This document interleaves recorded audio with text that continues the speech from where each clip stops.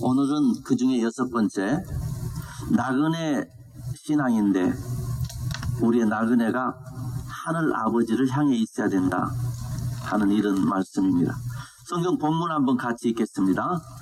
그리고 사람을 겉모양으로 판단하지 않으시고 각 사람의 행위대로 심판하시는 분을 여러분이 아버지라고 부르고 있으니 여러분은 나그네 삶을 사는 동안 두려운 마음으로 살아가십시오. 여러분은 조상으로부터 물려받은 여러분의 헛된 생활 방식에서 해방되었습니다. 여러분도 아시지만 그것은 음이나 금과 같은 썩어질 것으로 된 것이 아니라 흠이 없고 티가 없는 어린 양의 피와 같은 그리스도의 귀한 피로 되었습니다. 하느님께서는 이 그리스도를 세상이 창조되기 전에 미리 아셨고 이 마지막 때에 여러분을 위하여 나타내셨습니다. 여러분은 그리스도로 말미암아 하나님을 믿고 있습니다. 하나님은 그리스도를 죽은 사람 가운데서 살리시고 그에게 영광을 주셨습니다. 그래서 여러분의 믿음과 소망은 하나님을 향해 있습니다. 여러분은 진리에 순종함으로 영혼을 정결하게 하여서 꾸밈없이 서로 사랑하기에 이르렀으니 순결한 마음으로 서로 뜨겁게 사랑하십시오. 여러분은 다시 태어났습니다. 썩지 않을 씨, 곧 살아계시고 영원하신 하나님의 말씀으로 그렇게 되었습니다. 모든 육체는 풀과 같고 그 모든 영광은 풀의 꽃과 같다. 풀은 마르고 꽃은 떨어지되 주님의 말씀은 영원히 있다. 이것이 여러분에게 복음으로 전해진 말씀입니다. 아멘. 사도 베드로가 처음부터 우리 지난주에 살펴볼 때까지 계속 강조한 것은 우리가 나그네다 하는 겁니다. 특별히 그 당시에 로마의 박해를 받는 사람들이었기 때문에 우리는 고난받는 나그네입니다 하는. 근데 고난받는 나그네만 계속 강조했더라면 서로 울고 내 마음 알아주니 고맙고 위로해주니 감사하고 아마 그렇게 끝났을 겁니다. 그런데 사도 베드로는 우리가 고난받는 나그네이지만 그냥 거기서 마치는 나그네가 아니라 하나님의 사랑을 받는 나그네이고 하나님의 선택받은 나그네이고 구원받은 나그네이고, 그래서 우리의 무게중심을 나그네 쪽에서 하나님 쪽으로 옮겨갑니다. 그러면서 몇 가지 말씀을 했던 것이 오늘 1장 17절 이하에도 꽈배기를 꼬아서 놓은 것처럼 여러 가지 말씀을 하면서도 이 꽈배기를 꼬아놓은 것처럼 거듭 강조한 것을 곳곳에 심어놨습니다. 그것이 처음에는 나그네의 삶을 사는 동안, 여러분이 나그네 삶을 사는 동안 두려운 마음으로 지내십시오. 하나님 우리 아버지신데 아버지가 우리를 행한 대로 판단하시니까 나그네 삶을 사는 동안, 그러니까 나그네에 초점이 있는 게 아니고 나그네 삶을 사는 동안 두려움 가운데 지내라, 그런 얘기를 합니다.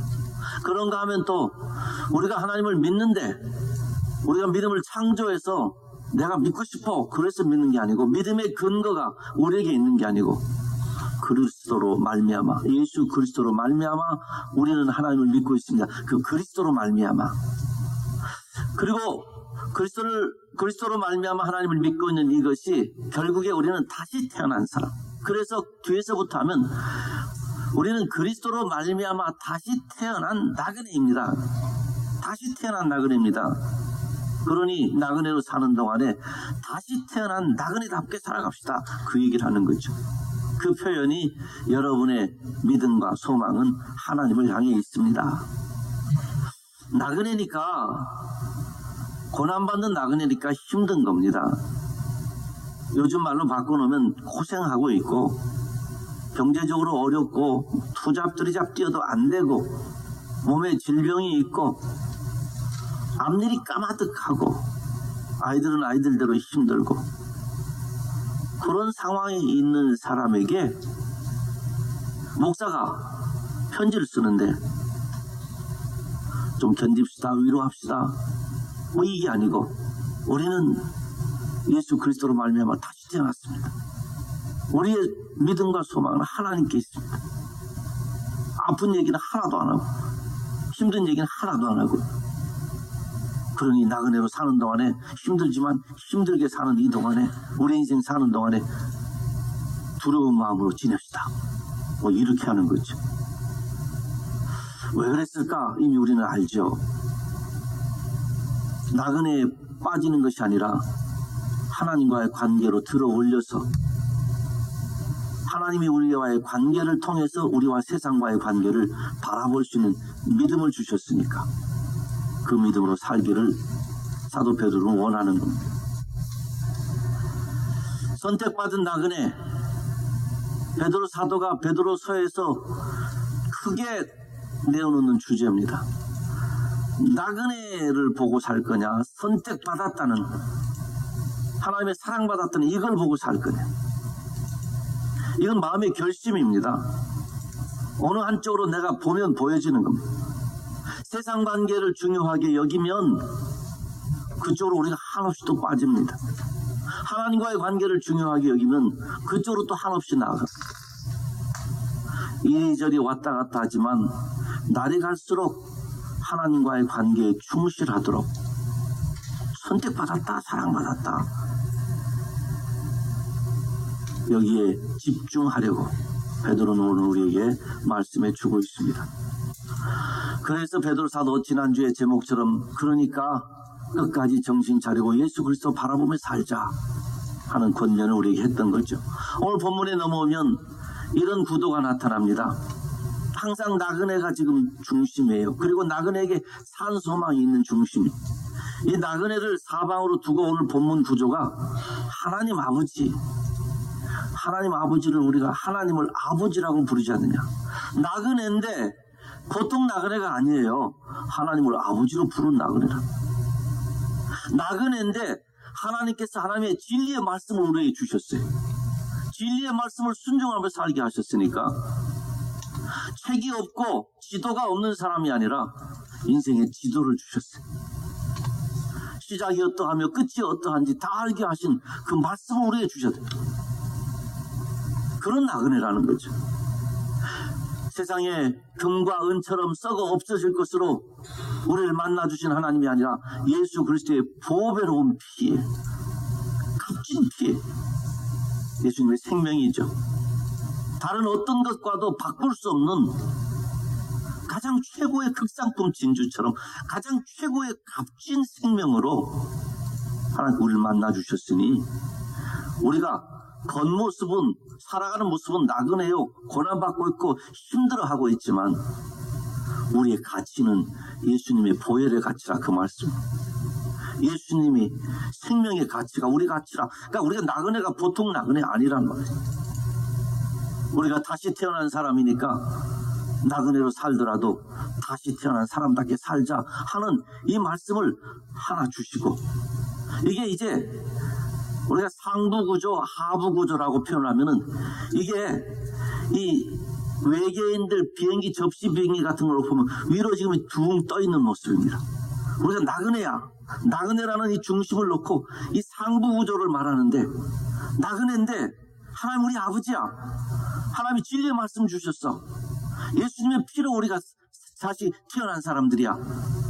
나그네와는 이 땅의 삶과는 전혀 상관이 없는 하늘의 진리의 말씀으로 상부구조를 채우시고 똑같이 하부구조를 하나 말씀해 주시는데, 이제는 밑으로 내려온 지상에서 하나님이 우리 아버지시니까 나그네로 지낼 때 두려움으로 지내야 돼.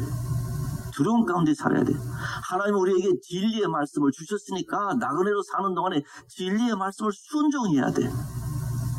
하나님께서 예수 그리스도로 우리를 구원하셨으니까 이제는 이 세상에 믿음과 소망을 두는 게 아니라 우리는 하나님께, 예수님 안에서 우리를 사랑하신 그 하나님께 믿음과 소망을 두는 사람이야.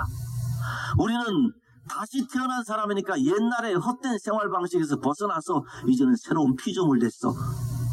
가운데 나그네를 두고 위쪽에 상부 구조를 두고 그리고 아래쪽에 하부 구조를 두어서 이 위에 있는 우리가 나그네지만 이런 복된 사람이니까 나그네지만 이런 은혜가 있으니까 그러니 그 위에 있는 힘으로 밑에 나그네 생활을 이렇게 살아고 이렇게 견디고 이렇게 나가야 됩니다 하고 주시는 말씀이 오늘 본문의 구조입니다. 위에 것을 못 보면 아래 것만 보게 됩니다. 그러면 힘이 듭니다.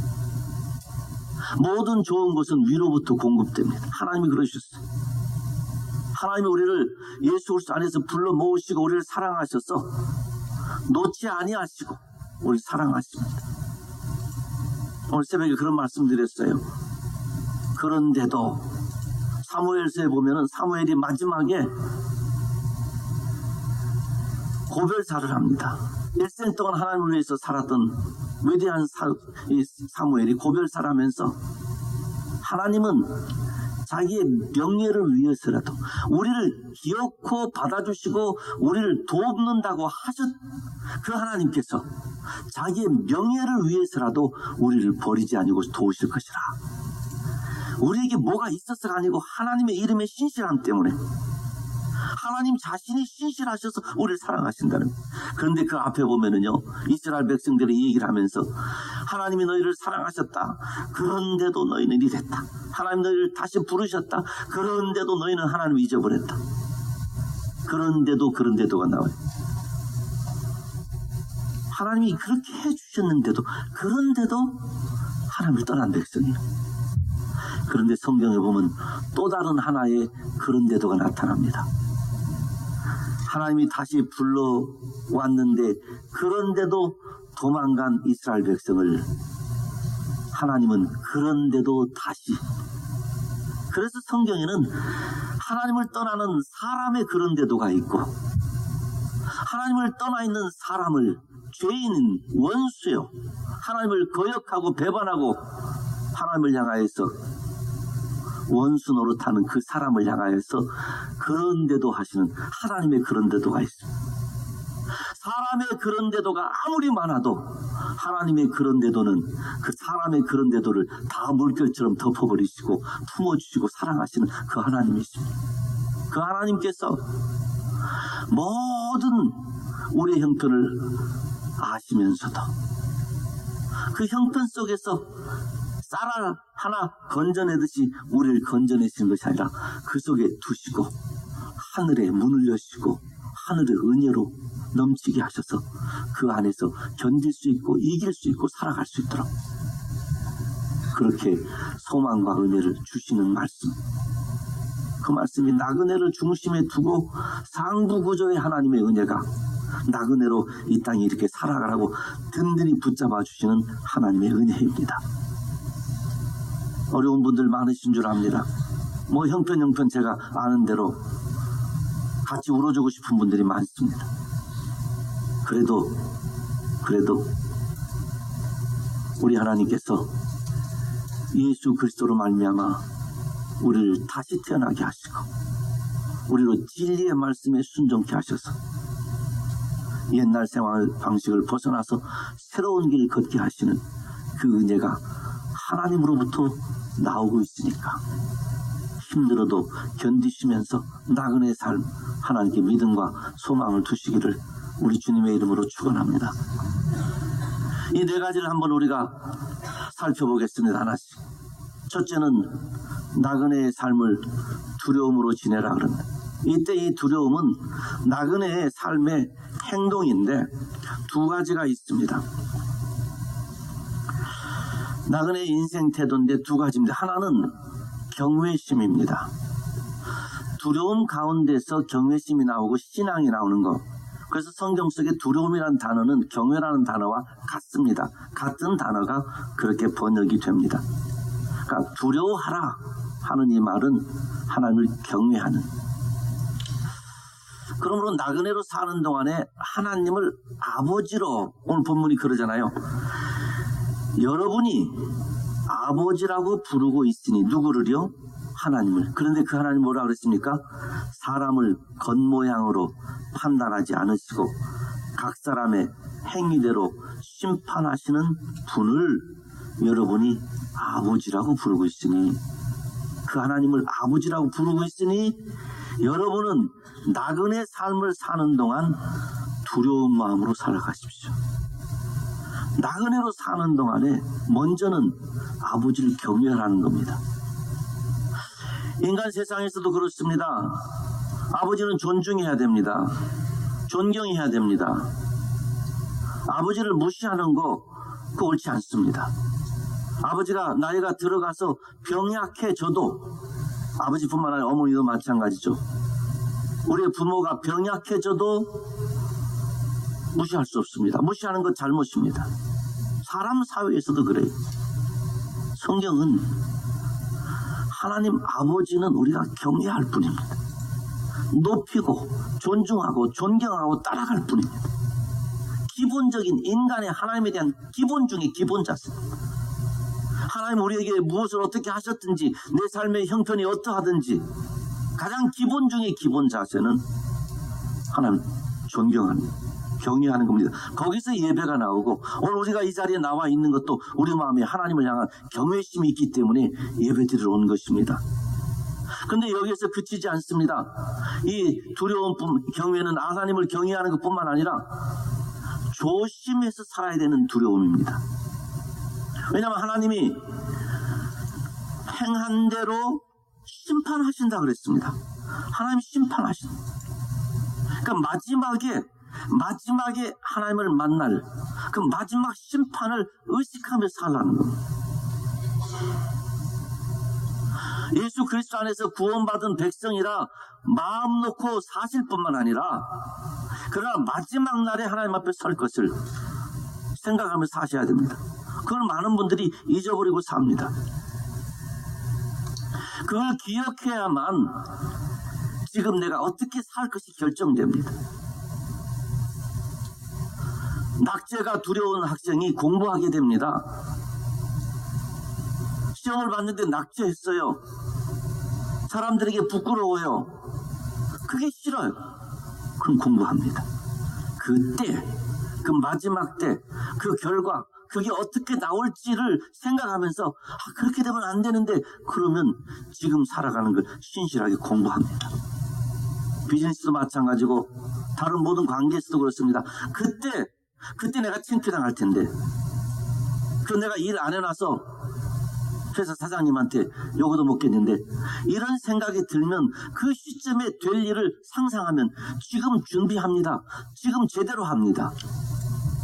마지막 날 하나님 앞에 설 것을 생각하고 사셔야 됩니다. 그것이 단순히 종말이 언제고, 종말의 상황이 어떻고, 종말에는 어떻고, 그거보다도 종말이라는 시점을 생각하고 하나님 앞에 내가 1대1로 설 것을 생각하시면 지금 우리의 삶에서 신실하고, 지금 우리의 삶에서 세월 낭비할 수 없고, 특별히 오늘 본문에 우리를 각 사람의 행위대로 심판하신다고 했으니까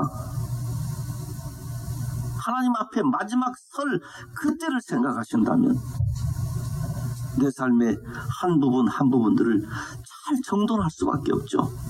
아버지가, 어머니가 외출했다가 오시는 때가 내일이다, 오늘이다 그러면 아버지 오실 때까지 아무렇게나 살았어도 집 청소해놓고 단정해놓지 않겠습니까? 너희가 아버지라고 부르시는 이가 행위대로 심판하시는 분이시니까 나그네의 삶을 사는 동안에 두려움으로 지내라 그럽니다. 인간적으로 말하면 이치에 안 맞아요. 지금 고생하고 있는데 여러분 중에 한 분이 막 힘들어하고 있어요. 몸에 아파요. 집안에 어려움이 생겼어요. 목사가 신방 갔어요. 신방 가지고 설교하는데요, 위로하고 기도합시다 이게 아니고요, 하나님 앞에 마지막 날 설 건데 각 사람의 행위대로 갚으신다고 했어요. 두려움 가운데 지내세요. 목사님 왜 오셨나 아마 그럴지 모르겠어요. 근데 그게 너무 중요하니까, 사도 베드로는 그게 너무 중요하니까, 나그네는 잠깐인데, 그리고 나그네 삶을 사는 동안에 나그네가 힘들다고 이리 기우뚱 저리 기우뚱 하다 보면 삶을 관리하지 못하고 그러다가 마지막 날 앞에 설 거니까, 공부하지 못한 채로 마지막 시험을 보면 어떻게 하겠어요? 그래서 사도 베드로가 어렵고 힘든 박해받는 이 백성들에게 너희가 나그네로 사는 동안에 두려움 가운데 지내라 말씀하고 있습니다. 한번 노란색 글씨를 큰 소리로 한번 같이 읽어주십시오. 시작. 예, 길게 쓸 걸 줄였습니다. 나그네가 불경건의 핑계가 되지 않도록 조심하자 하는 이겁니다. 뭔고 하면 내가 박해받고 있고 고난받고 있고 어렵고 너무 삶이 힘들고 어디 가서 통곡할 수밖에 없는 그렇게 힘든 상황이 되었다고 해도 경건 생활의 게으름의 핑계는 되지 않는다 그 말입니다. 내가 육신적으로 아무리 힘들어도 믿음 생활을 게을리하는 것에 이유가 되지 못한다 그 말입니다. 엄격한 하나님의 말씀이죠. 우리를 사랑하시는 하나님께서 내 형편이 힘들고 정말 힘들어도 그래도 믿음 붙잡아라. 그래도 주의 말씀대로 살고 그래도 정신 차려서 하나님 나라의 백성으로 살아야 했다. 우리는 핑계댈 수 있습니다. 어린아이들이 몸이 조금 아프면 엄마가 열을 재보고 열 있네 그러면 그때부터 갑자기 더 아이가 되죠. 말도 혀가 짧아지죠. 엄마 아픈데 이러면서 학교 안 가면 안 돼. 게임 좀 하면 안 돼. 갑자기 애들이 달라져. 아픈 것이 핑계가 돼서 다른 걸 해야 될 걸 안 하려고 하는 거죠. 그때 부모님들 어떻게 합니까? 안 돼, 학교 가야 돼. 약 먹고 가. 할 일 해야 되죠. 우리가 나그네여도 믿음 지켜야 됩니다. 나그네여도 경건의 훈련은 계속해야 됩니다. 어떤 나그네의 환경 속에 있으셔도 믿음과 경건 생활의 훈련에 게을리하지 아니하시고 오히려 더 힘있게 솟아나시기를 우리 주님의 이름으로 축원합니다. 그런가 하면 두 번째입니다. 우리가 조상들의 이 유전에서 비롯된 헛된 생활 방식에서 해방되었습니다. 나그네는 나그네인데 우리가 조상의 생활 방식에서 해방이 되었습니다. 옛날 방식은 옛사람의 방식입니다. 지난주 말씀드릴 때 그랬었죠. 우리의 올드 셀프가 떠나지 않냐고 우리를 더 힘있게 장악하려고 합니다. 새 사람이 됐는데 올드 셀프가 더 힘있게 하려고 하니까 올드 셀프의 라이프 스타일을 치우고 뉴 셀프의 라이프 스타일을 우리가 개발해야 된다 말씀을 드렸죠. 헛된 생활 방식에서 해방되었습니다. 하나님을 두려워하다 보면 생활이 달라집니다. 하나님을 경외하다 보면 생활이 달라집니다. 이미 말씀드린 것처럼 시험 빵점 맞으면 안 되는데 그러니까 공부하는 것처럼 주님 만날 텐데 주님 마지막 날에 심판이 있을 텐데 내 행위대로 나를 하나씩 따져 물으실 텐데 이 생각을 하면 그 두려움과 경외가 내 삶을 만들어가는데 헛된 생활 방식이 아니라 이제는 새로운 생활 방식 하나님이 기뻐하시고 주의 말씀 속에 환하게 펼쳐놓은 그 성도의 삶의 방식을 따라가게 되는 거죠. 여기에 이 말씀을 하면서 바로 이어서 말하기를 여러분도 아시지만 그것은 은이나 금과 같이 썩어질 것으로 된 것이 아닙니다. 흠이 없고 티가 없는 어린 양의 피와 같은 그리스도의 귀한 피로 되었습니다. 헛된 생활 방식을 귀한 피값으로 대조를 하면서 우리가 새롭게 사는 것은 예수님의 고귀한 피값이라는 거죠.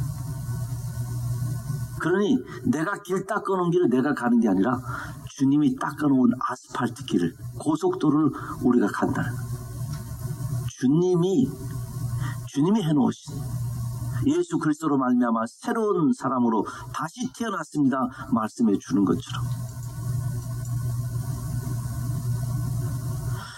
헛된 생활 방식 벗어나야 됩니다. 아직도 혹시 우리의 언행심사가 옛사람의 방식에 묶여있는 것들의 흔적이 있다면 밀어내야 됩니다. 이겨내야 됩니다. 할 수 있는 대로 이겨내야 됩니다. 그러므로 우리는 믿음의 과정, 지난주에 말씀드린 것처럼 우리의 믿음의 결국은 영혼의 구원이라 그랬는데, 믿음과 영혼의 구원이 바로 붙어있는 게 아니라 그 사이에 우리의 인생이 들어있다. 이 믿음의 결국은 영혼의 구원인데, 이 믿음으로 밀고 나가는 삶을 살아야 됩니다. 불신앙으로 사는 삶을 살다가 예수 믿어 구원받는 이게 아니고, 예수 믿었으니 예수 믿는 신앙으로 밀고 살아가서 불신앙적인 삶의 요소를 밀어제치고 마지막 날에 영광스러운 구원에 하나님 앞에 서는 것, 영화에 우리 인생을 살아야 돼. 그래서 내 인생 속에 내 믿음의 과정과 관련이 없는 것이 있으면 찾아내서 벗어버려야 돼. 이렇게 생각하시면 됩니다. 언행심사, 무슨 일을 하든지 어떤 결정을 하든지 이거 내 믿음과 관련이 있는 것인가? 내 믿음을 더 인큐베이트 해주는가? 더 성장시켜주는가? 내 믿음을 더 값지게 올려놓는 것인가?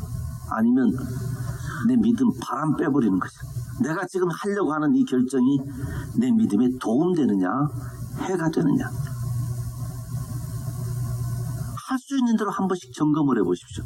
답을 얻지 못할 때도 있을 겁니다. 그러나 그런 질문으로 인생에 접근하게 되면 나그네인데 헛된 생활 방식 속에 묶여있는 나그네가 아니라 적어도 그리스도 예수 안에 있는 모든 새로운 피조물답게 살게 될 것입니다. 꼭 생각해 보십시오. 이거 내 믿음, 당신의 믿음에 도움이 되나? 이거 우리 가족의 믿음에 도움이 되나? 이거 헛된 옛날 생활 습관인지 옛날 스타일인지 아니면 예수 그리스도의 스타일인지 언행심사에서 일일이 생각도 해보시고 물어보시고 스스로에게 그렇게 하시는 동안에 헛된 생활 방식에서 해방된 나그네의 복된 삶을 살 수 있기를 우리 주님의 이름으로 축원합니다. 세 번째는 믿음과 소망을 하나님께 두는 것입니다. 하나님은 그리스도를 죽은 사람 가운데서 살리시고 그에게 영광을 주셨습니다. 그래서 여러분의 믿음과 소망은 하나님을 향해 있습니다. 여러분, 이 믿음은 믿는 것에 대해서 바라는 소망하고 연결이 됩니다. 내가 믿으면 그걸 바라게 되어 있습니다. 그래서 믿음은 바라는 것들의 실상이라 그렇게 표현도 하죠. 제 친구 목사님 한 분이 대학 때 저랑 같이 독일어를 들었는데 뒤를 맞았어요. 근데 뒤를 맞은 게 좀 마음이 속상했던지 어느 날 수박을 한 덩이 사가지고 교수님을 찾아갔습니다. 이 교수님이 덩치도 좋고 아주 쾌활한 분이십니다. 이 제 친구 목사는 보통 사람이 세상에서 놀다 왔다 하는 것보다 훨씬 더 놀다 온 분입니다. 그걸 신학교에 와서 목사 돼서 하나님 영광을 살려고 하는 분이에요. 이제 교수님하고 좀 통해요. 교수님이 한참 이 사람의 인생 얘기도 듣고 다 듣더니 어깨를 탁 두드리면서 그래, 걱정하지 마. 걱정하지 말고 가. 그래서 걱정하지 않고 돌아왔습니다. 나중에 성적표를 보니까 D가 그대로 나왔어요. 그러니까 그 교수님은 어차피 성적 안 바뀌니까 걱정하지 말고 가라는 뜻이었어요. 내가 성적 안 바꿔줄 거니까 걱정하지 말고 가. 그랬는데 그때 이 친구 목사 입에서 그 교수님 못 믿겠어. 걱정하지 말라 그래서 그랬는데 성적을 뒤로 줬어. 못 믿겠어. 못 믿을 뿐이야. 못 믿을 뿐이야. 이 얘기가 나오더라고. 무슨 얘기입니까? 성적을 바꿔줄 걸로 믿었기 때문에 기대감이 있었던 겁니다. 실망했어 이렇게 표현하지 않고 못 믿을 사람이야 그러더라고. 사람이 믿으면 그 사람이 어떻게 해줄 거라는 기대감이 있습니다. 아이들에게는 부모님들이 어떻게 해줄 거라는 기대감이 있습니다. 아내와 남편끼리도 기대감이 있습니다. 신뢰가 생기고 믿음이 있으면 기대감이 생기는데, 오늘 본문에 하나님께 믿음과 소망을 하나님을 향해서 둔 사람이라고. 우리가 나그네인데 그냥 나그네가 아니고 세상에 머리 박고 사는 나그네가 아니고 하나님을 믿는 사람이에요. 예수 그리스도의 십자가의 죽으심으로 말미암아 하나님을 믿는 자가 되었습니다. 그런데 믿는 자가 되어서 그냥 믿고만 사는 것이 아니라 그동안에 내 마음을 세상에 두었던 모든 소망들을 다 거두어서 그 모든 소망을 하나님께 올려드린, 이제는 내가 하나님을 바라며 삽니다. 이제는 내가 하나님을 기대하며 삽니다. 전에는 사람을 기대했고 세상을 기대하고 사는, 이제는 내가 하나님을 기대하고 삽니다. 하나님을 향한 믿음과 소망이 하나님께 있다, 그런 겁니다. 여러분, 그런데 우리를 한번 보십시오. 거꾸로 보시면 내가 누구에게 무엇에게 소망을 두고 사는가가 내가 믿는 대상이 됩니다. 혹시 내 소망이 세상에 너무 많이 있으면 이것에 인생 살아가는 재미가 이것을 기대하는 재미, 저것을 기대하는 재미, 만약에 뭐 그런 재미가 우리에게 있죠. 인생에 준 하나님의 분복이 있습니다. 그런데 상부 구조에 기대하는 건 하나도 없이 하부 구조에 기대하는 것만 늘어나면서 소망을 세상에 두고 살고 있다고 한다면 내 믿음이 어디를 향한 겁니까? 세상을 향해 있는 겁니다. 요번 일만 잘 되면 목숨을 하나님께 거는 게 아니라 요번 일만 잘 되면, 그런 거 우리 있잖아요. 이번 일만 해결되면, 이번 일만 잘 넘어가면, 이번 학기에 학점만 잘 나오면, 뭐 이런 거 있잖아요. 우리 일상입니다. 그러나 일상을 통해서 다시 한번 살펴보자 하는 겁니다. 베드로 사도가 일상에 고난받고 있는 이 성도들에게 우리는 믿음과 소망을 하나님께 둔 자라는 거예요. 믿음을 하나님께 두니까 소망도 자연스럽게 하나님께 둔 사람들이라는 겁니다. 믿음과 소망이 따로 떨어 있지 않고, 믿기는 하나님을 믿는데 소망은 세상에 두는 게 아니고, 믿음과 소망을 하나님께 일직선으로 두었다는 거예요. 저나 우리 모두가 이런 면에 약할 때가 있죠. 뭐 일식 월식 이렇게 신문에 나올 때 보면은 달과 해가 점점 이렇게 맞춰가는 선을 그려놓고 달 모양 해 모양을 해놓지 않습니까? 때로 우리가 이게 벗기 아직 일직선이 안 된 거예요. 믿음은 하나님께, 소망은 아들에게, 딸에게. 믿음은 하나님께, 소망은 내 비즈니스에게. 뭐 이런 식이 돼 있다. 괜찮습니다. 우리가 약한 줄 압니다, 하나님께서. 그런데도 우리 사랑하십니다. 그러나 그런 세월만 보내다가 주님 앞에 서면 어떻게 하겠어요? 일치된 맛을 보고 살아야죠.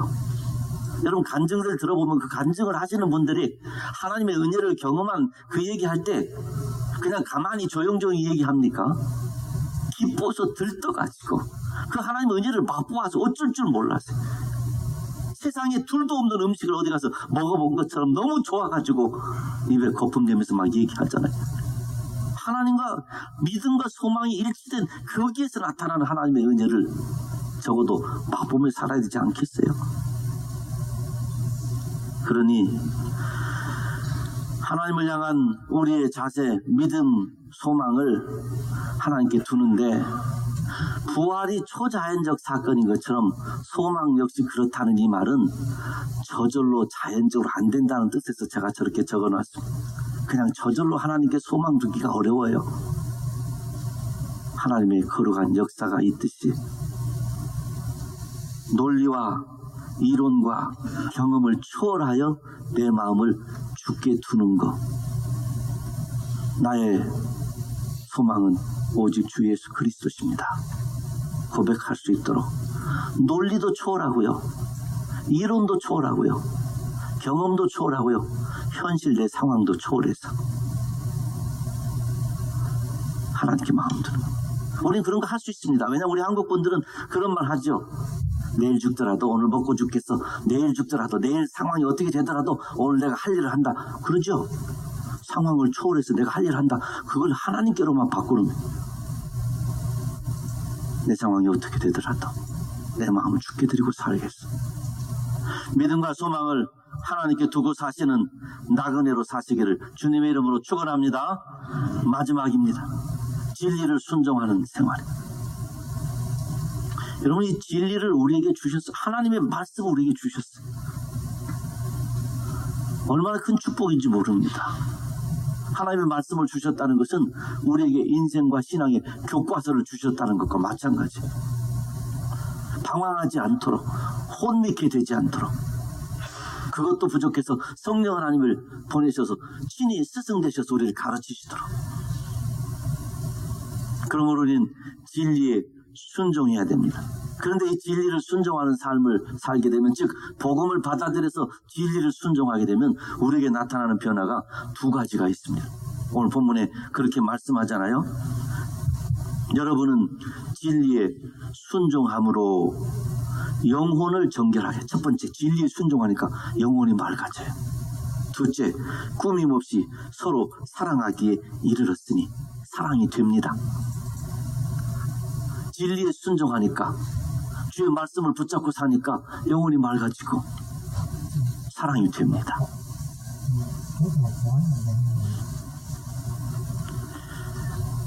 하나님의 말씀을 붙잡고 사는 거 피지컬하게도 노력을 해야 되는 일입니다.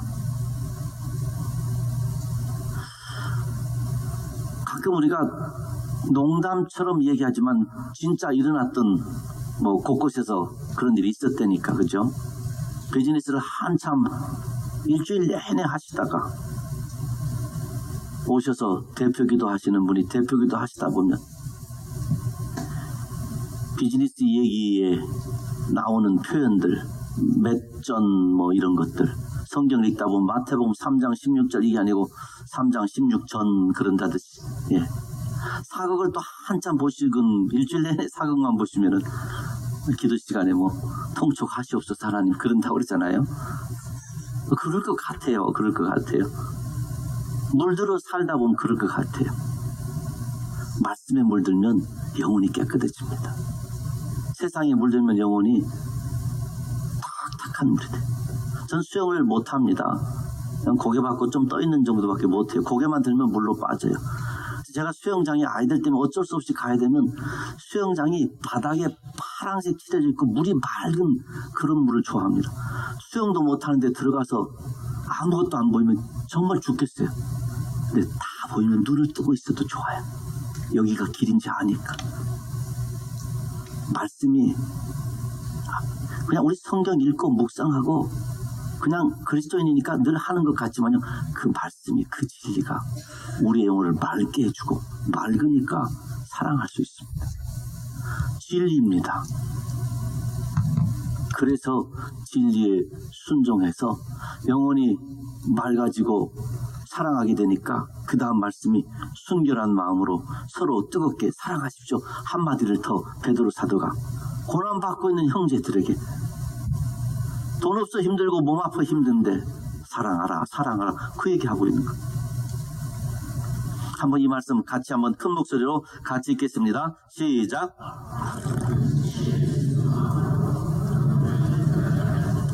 꾸밈 없이 서로 사랑하기에 이르렀으니 순결한 마음으로 서로 뜨겁게 사랑하십시오.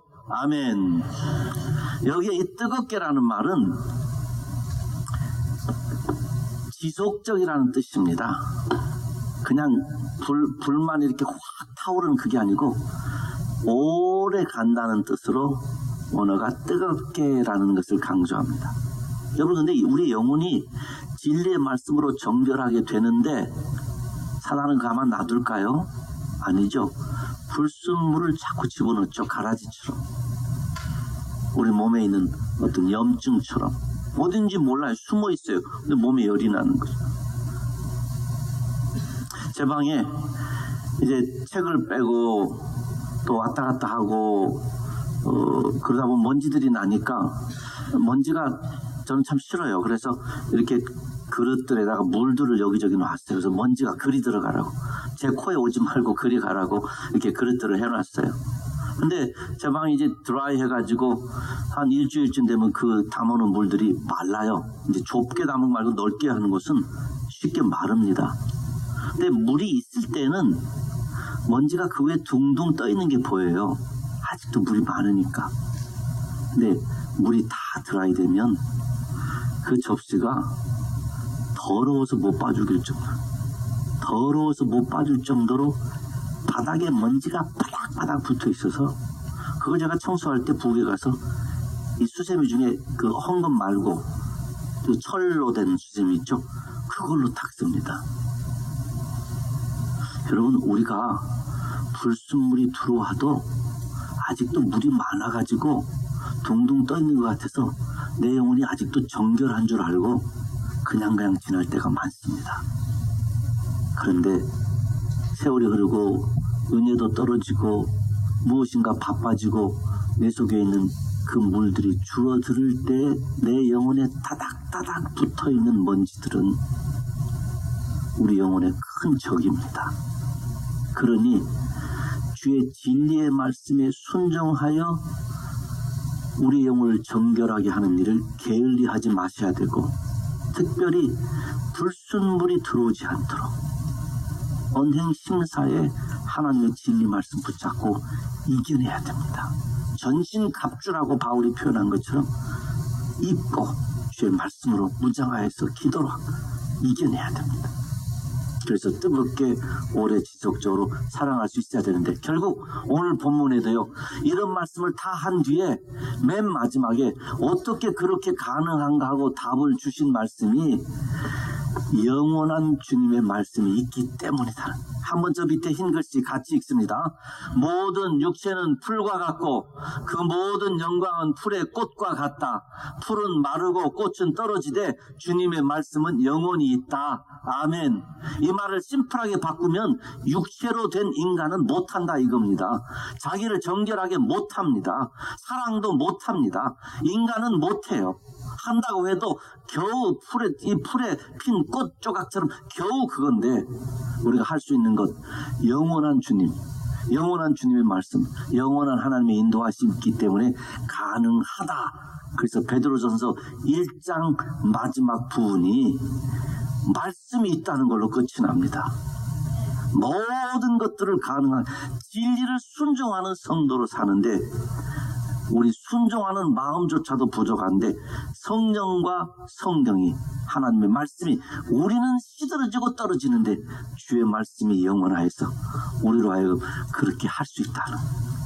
사랑하는 성도 여러분, 우리 중에 몸도 아프신 분도 계시고 돈도 없는 분도 계시고 왜 이렇게 일만 벌려놓으면 안 되는지, 그리고 큰 사건이 있어서 기도하는 분도 계시고 다양한 분들이 계십니다. 그래도 기억하십시오. 우리는 나그네지만, 고통 겪고 있지만 하나님의 사랑받은, 선택받은 나그네입니다. 하나님의 우리를 예수 그리스도 안에서 새로 태어나게 하셨습니다. 그래서 옛날 방식을 벗어버리고 새 길 걸어가도록 만들어주셨고, 그 새 길 걸어가는데 진리의 말씀, 영원한 말씀을 주셔서 성령 하나님으로 순종하게 하시고 모든 걸 다 예비하시고 우리는 걸어가기만 하면 되는 이런 축복으로 우리를 인도해 놓으셨습니다. 낙심하지 마시고 일어나셔서 주의 말씀 붙잡고 상층 상부 구조에 쌓여있는 이 은혜, 여기에 구름이 있어야 비가 오는 것처럼 이 하나님의 놀라우신 은혜와 섭리를 기억하여서 이 땅을 살아가는 큰 믿음과 힘과 소망이 주께 있기를, 그래서 은혜 가운데 사시기를 우리 주님의 이름으로 축원합니다. 시선을 조금만 바꾸시면 됩니다. 우리 찬양하십니다. 우리의 시선을 바꾸면, 우리의 마음을 바꾸면